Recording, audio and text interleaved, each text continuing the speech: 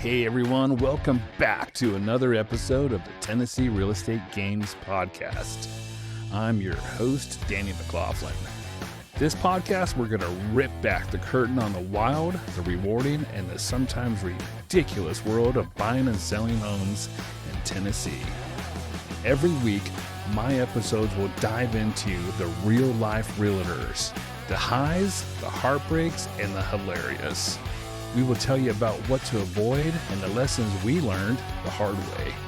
In these episodes, we will pepper in some tips, tricks, and really cool strategies to help you level up your business. I really want to help encourage new real estate agents, and heck, maybe even some that are burned out. If you're ready, then buckle up. This is the Tennessee Real Estate Game. Welcome to the Deep Dive. Okay, so today our mission is really to pull apart what looks like a fascinating case study in hyper-localized real estate branding. The sources you provided, they give us this really comprehensive look at a Middle Tennessee real estate broker, Danny McLaughlin, and, well, the very distinctive operation he runs there. Yeah, it's definitely more than just, a standard real estate operation. It feels like a masterclass in market differentiation, actually. We're sort of synthesizing the two massive pillars of his business. First, you've got his professional background, which is unusually technical. Decades in construction and investing. And then second, there's his very unique client-facing identity as the Patriot Realtor, and he's specifically targeting that rapidly growing Nashville and Franklin market. Exactly, and that's what we're trying to figure out, right? The power of that fusion. What exactly do you get when you combine 30 years of deep down-in-the-dirt expertise with a brand that is explicitly proud, freedom-loving American patriot? And, powered by a love for America. Let's dive into what the sources say about how this approach actually creates unique value for his clients. Okay, so when we talk about real estate professionals, I think most of us, we assume they're skilled in sales, marketing, maybe negotiation, standard stuff. But here's where the narrative really shifts, kind of dramatically. Before this broker ever even held a realtor license, his resume was, entirely defined by physical construction and financial investment. Mm-hmm. It's a foundational expertise that, honestly, is extremely rare in the brokerage world. And it fundamentally changes the relationship with the client, you'd think. Look at his history. He launched his career as a licensed building inspector. That's a crucial starting point. It means his eye isn't trained just on curb appeal. It's trained on structural integrity, the plumbing, potential failure points, all that hitter stuff. And he didn't stop there, right? Yeah. He went on to become a multiple state licensed general contractor. That's a huge credential. It implies he knows exactly what it takes to build a house, not just, how to sell one. Precisely. And the sources show extensive practical experience, too. Completing large-scale projects, complex house flipping, which is tricky, serious remodels, and even historic renovations. Just think about the depth of knowledge that requires. You can't really negotiate or repair a cost based on a guess when you've, managed those crews yourself and written those budgets. Yeah, that makes sense. And it's not just the construction side, though. The sources say this guy has been on the investment side of the table for over 3 decades. Working as a residential and commercial real estate investor. And most recently, get this, he was the CEO of a multi-million-dollar roofing company. Wow. So he understands materials, capital expenditure, probably quarterly P&Ls, the whole business end.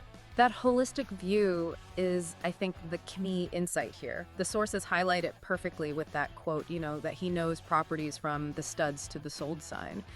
That phrasing, it just captures the depth of knowledge perfectly, doesn't it? It's like a promise to the client that he understands the intrinsic value, the structure, the cost, the likely ROI, maybe better than someone who's purely sales focused. Okay, but that raises a really important question for me, though. How does all that heavy construction background translate into direct value for the average client, whether they're buying or selling? Well, I think it translates directly into straight talk, as the sources put it, and real negotiation grit. If a buyer is looking at a property, he can probably spot red flags really quickly, things that might otherwise cost a lot to find out later with a specialist inspection.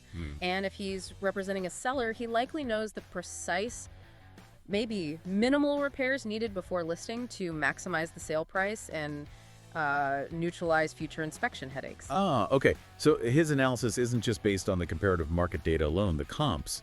It's actually grounded in the physical reality of the building itself. That provides a clearer strategy, I guess, especially regarding the physical condition. So if he's negotiating a price reduction based on an inspection report. Right. He knows exactly what that repair should cost, maybe down to the penny and the materials needed. That gives his client immediate leverage. It's not theoretical. Yeah, I see. Absolutely. It sort of removes the ambiguity and adds this layer of professional certainty that, frankly, most buyers and sellers probably wish they had. It means his advice is rooted in decades of physical, ground-up financial knowledge, too. Okay, so we've established the foundation is, well, rock solid, literally. But let's talk about the exterior now. How does that highly specific brand identity, the Patriot Realtor, under the We the People banner, how does that actually function in the Middle Tennessee market? Well, this is clearly a highly targeted approach. It seems to go beyond just geography. It feels like psychographic marketing, really. He's intentionally attracting a specific niche. The brand explicitly welcomes clients who are looking for a local, proud, freedom-loving American patriot.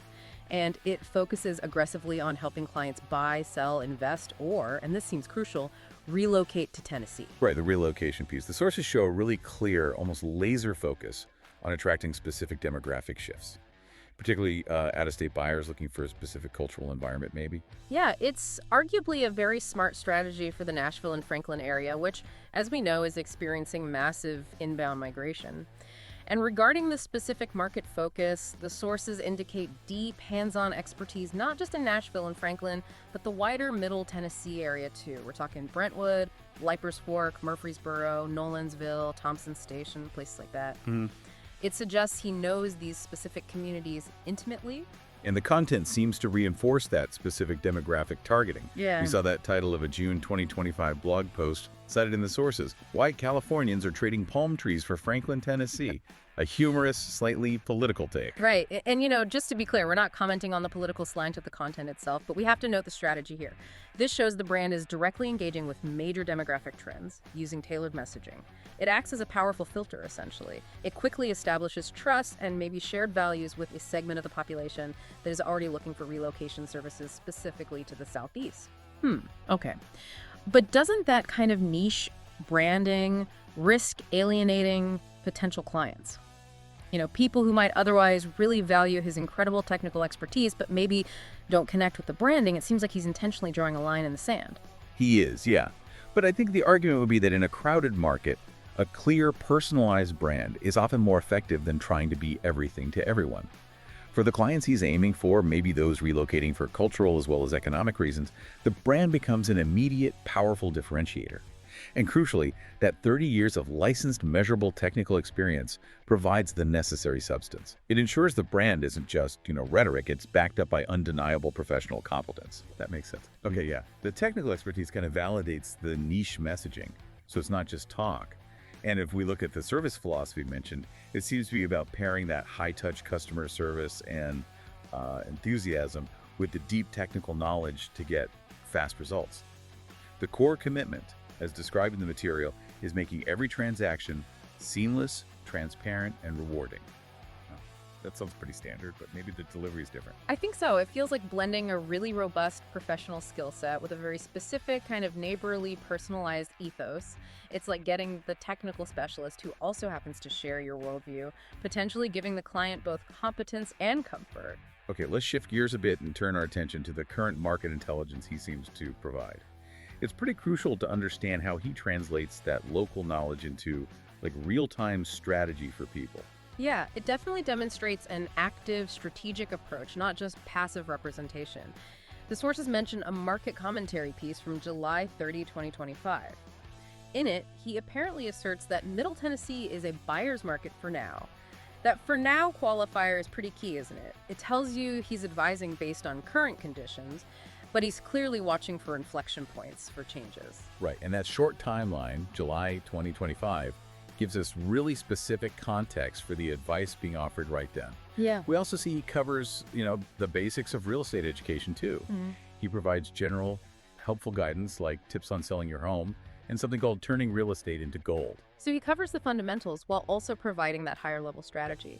But what's really fascinating, I think, is how he manages the delivery of that service. Because the brand persona, it leans heavily toward that classic neighborly trust model. The website even mentions communication that feels like neighbors on front porch, rocking chairs, sipping sweet tea, very evocative. Yeah, right, I saw that. And yet, operationally, the sources show this broker is using highly modern, even cutting-edge technology. This contrast for me is the real aha moment of his service model. Absolutely. It's a great point. The use of technology completely undercuts any notion that this might be some kind of old school, slow moving operation. For instance, the sources detail that clients can schedule a meeting or get info by calling his AI assistant. And it's at the same exact number listed for general contact, 615-558-4728.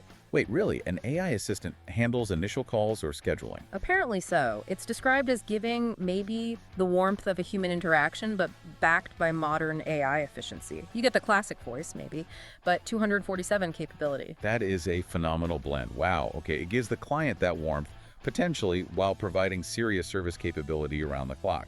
And the tech commitment doesn't end there, does it? The website boasts a state-of-the-art property search, a fully interactive map search, And the offer of a free property tracker account.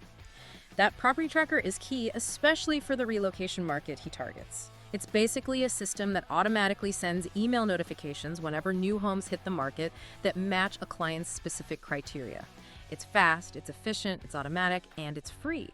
It just eliminates that slow, manual process of searching, which is exactly what someone planning a move from far away really needs. So if we connect this back to the bigger picture then, the service model is built on blending that old-school neighborly trust and technical straight talk with sophisticated, modern lead generation and property tracking technology. Exactly. The result seems to be a client experience that offers the comfort of a local expert who actually knows construction, paired with the efficiency you'd expect from like a major tech platform. It removes friction from the process, I guess, while bolstering his credibility.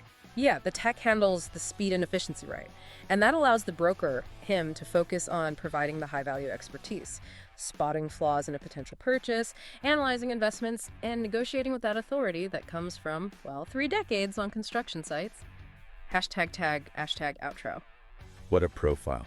Okay, so wrapping up, we've mapped out a professional who seems to find equally by, on one hand, his 30 years of hands-on technical expertise, construction, building, investing, and on the other hand, his highly specific Patriot Realtor branding and that acute focus on relocation to the Middle Tennessee market. Right. And what's truly fascinating here, I think, is the intentional fusion.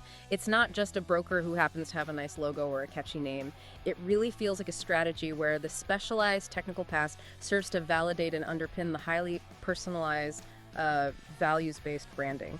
That fusion seems to create a recognizable, maybe even powerful profile in what is, let's face it, a heavily saturated real estate market. The specialization acts as this strong filter, attracting clients who explicitly seek that particular combination of competency and shared values. So what does this all mean for you, the listener? Well, understanding how a successful local brand can fuse deep technical history with very specific cultural, maybe even political messaging. That's a critical lesson in modern market differentiation and potentially niche dominance. And maybe we end with a final provocative thought for you to consider. The sources, they highlight that the real estate market in Middle Tennessee is currently labeled a buyer's market, at least as of late July 2025. Now, considering the significant focus we saw on attracting new, specific residents, shown by those tailored blog posts geared toward relocation, what happens to the branding and the business strategy if, or maybe when, the market shifts back to strongly favor sellers? Does the emphasis shift from attracting those inbound buyers to advising local sellers on how to maximize their technical assets? The strategy might need to pivot, but that underlying technical expertise, that seems like it would remain paramount regardless of which way the market swings. Makes you think, right?